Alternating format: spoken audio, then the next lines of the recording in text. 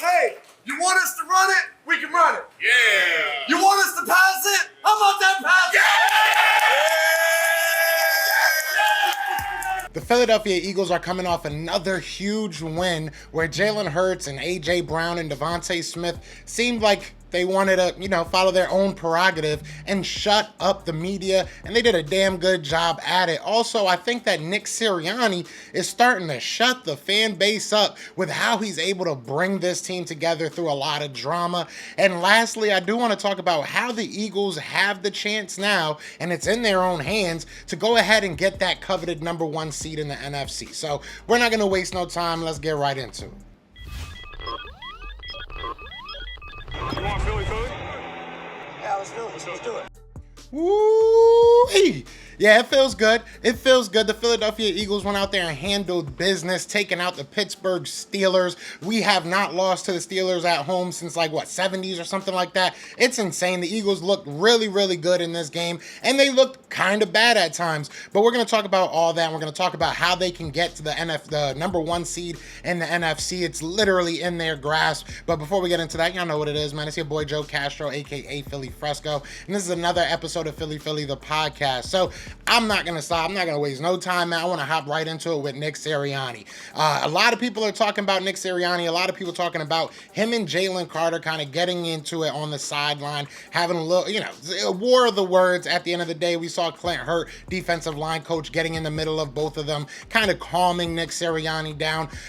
To provide some context, right, it was after a personal foul that Jalen Carter got on a punt. Okay, now luckily the Eagles still got that ball back, but it was on a punt. It would have gave them a first down had it been earlier. So at the end of the day, luckily it didn't cost us, right? It didn't give them a touchdown, didn't even give them the possession back, but it did move the Eagles back to the, I believe, the 3-yard line or something like that. They were still able to move the ball. It was beautiful. I ain't gonna lie. This offense was really nice. This defense was really, really good. It was nice to watch, but you can't do that. Jalen Carter's still a young dude. You know what I'm saying? He's still learning, and it's okay for him to make mistakes like that now, but I totally respect and I love, to be honest with you, that Nick Sirianni has the balls enough to go up to his players and say, listen, that's not stuff you can do. And people are going to point that out and say it's dysfunction. I don't see it. We saw them hugging after that, or after the game, I should say.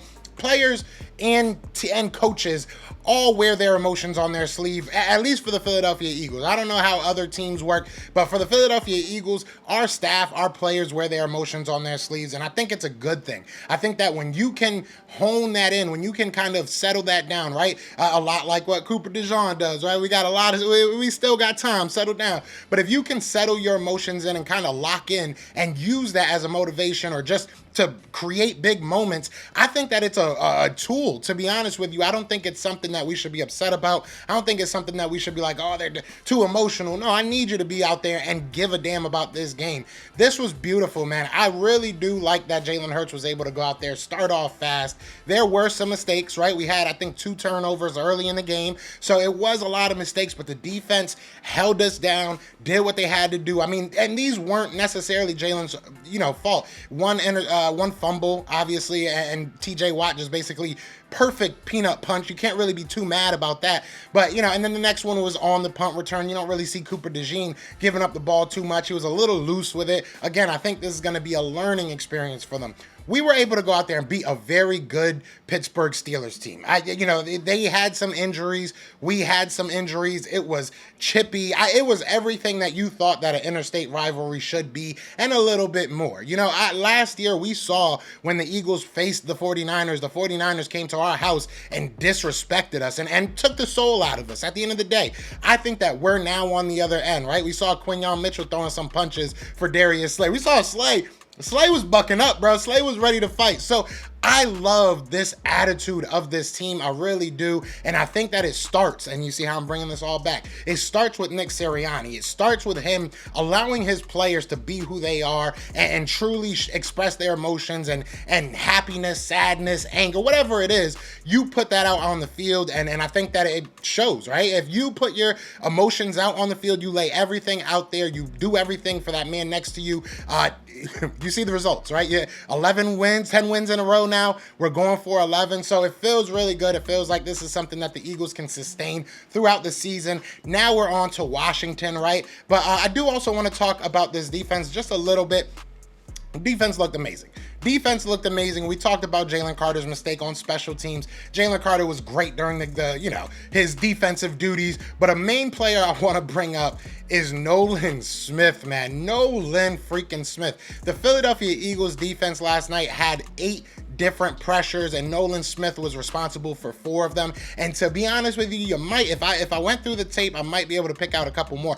Nolan Smith looked amazing, and it's not just his speed anymore. I saw him knock a man back when Josh Sweat got his sack. He knocked his man all the way back into Russell Wilson's lap, and that caused the play. You know, it is just so amazing to see some of these guys really showing out, man. You got Cooper DeJean, you got Quinyon Mitchell, you got Nolan Smith. We see what Jalen Carter's doing. Jordan Davis, I want to, it's not an impact on the numbers, but there were some plays that it's like, come on, man. I saw some, tackles he should have made, but I'm happy with Jordan Davis. He's going to continue to grow. Josh Sweat is still an unsung hero. People are not talking about how great Josh Sweat has been, and he has been amazing. So there's so many good players. Darius Slay, another guy, having an amazing season, not really being talked about. This offense and this defense is on their job right now. They're in their zone right now, and I really do not see many teams beating us. I said this on Twitter. I'll say this right here. The Lions are not better than us. If they were 100% healthy, we could have a different conversation.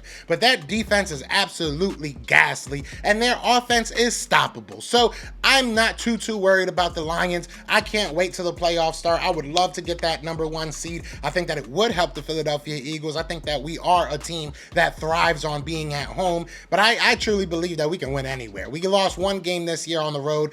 I'm not afraid. I'm ready. I'm ready to go. And honestly, that 1 loss on the road was when we didn't have AJ, we didn't have Devonta. So I'm not afraid. I'm not afraid of nobody in the NFL, and I don't think anybody should be. Let's get it. But how do we get to that #1 seed? That's what I really wanted to kind of bring this video out for, because I've seen a lot of people talking about it. Now, before we get into that, be sure to hit that like, hit that subscribe, join the family. We are trying to hit 10K subscribers by the end of the year. And one big announcement I do have, if you guys follow the channel, if you guys have followed my process throughout this whole ordeal, I don't know, if you guys follow me, you guys know that I have a beautiful girlfriend, a beautiful, amazing woman that helps me out a lot with everything. I mean, she's my rock, my support, an amazing person.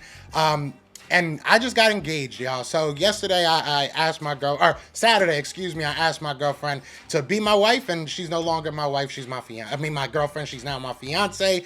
It's crazy to say, man. I'm so happy. I really am. I'm so excited for the future with her. But so many people have given me, congrats, and I really just wanted to say I appreciate it. I can't respond to everybody, but I really, truly do appreciate all the love, and I know she does too. You guys made her smile, so it made me smile.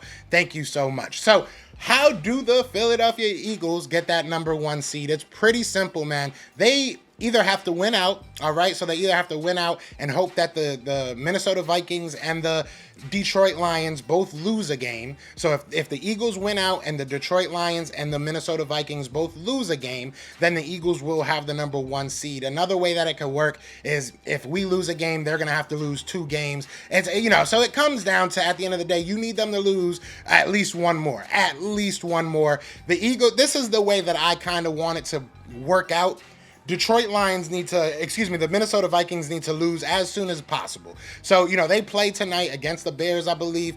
That's a game I don't see them losing, but they could, who knows. They need to lose ASAP. And if they lose ASAP, that means that we can root for them in week 18 when they're going against the Detroit Lions. So that's how it needs to work. But if I'm being 100% honest with you, I truly kind of feel like the Detroit Lions are going to probably lose a couple games at the end of this year. I just don't see how they can really keep up with teams. They are just so decimated on defense, and after a while, Jared Goff magic isn't going to keep on going. So we'll see. Dan Campbell gets away with such dumb decisions. It's insane the amount of heat that Nick Sirianni gets that Dan Campbell doesn't. He's a CEO coach. He ain't got a system. So it's just crazy how much they're, glazing. That's what the kids say, right? They glazing. I hope that doesn't get me copyright struck. But they glazing my man Dan Campbell, but they hating on my man Nick Sirianni. It makes 0 sense. At the end of the day, though, We gonna beat whoever's in front of us, and I've not been this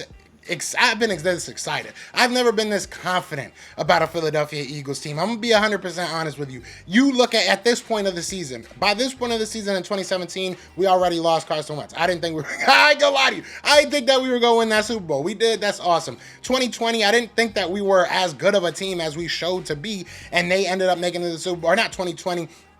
You know what I'm talking about, but they showed to be a good, better team than I thought. I wasn't as excited and hyped about that team as I am right now. This team is really, I don't know their weakness. I think their weakness is themselves. The only weakness they really have is when they shoot themselves in the foot. If they can calm that down, sky's the limit, man. Sky's the limit. Tom Brady said it. When Jalen Hurts plays like he did yesterday, there is no stopping that man. So, I mean, Tom Brady might know a little something about football. Maybe I'm wrong. You know what I'm saying? I'm just a guy with a mic and a camera, but I think Tom Brady might know a little bit about football. You guys let me know.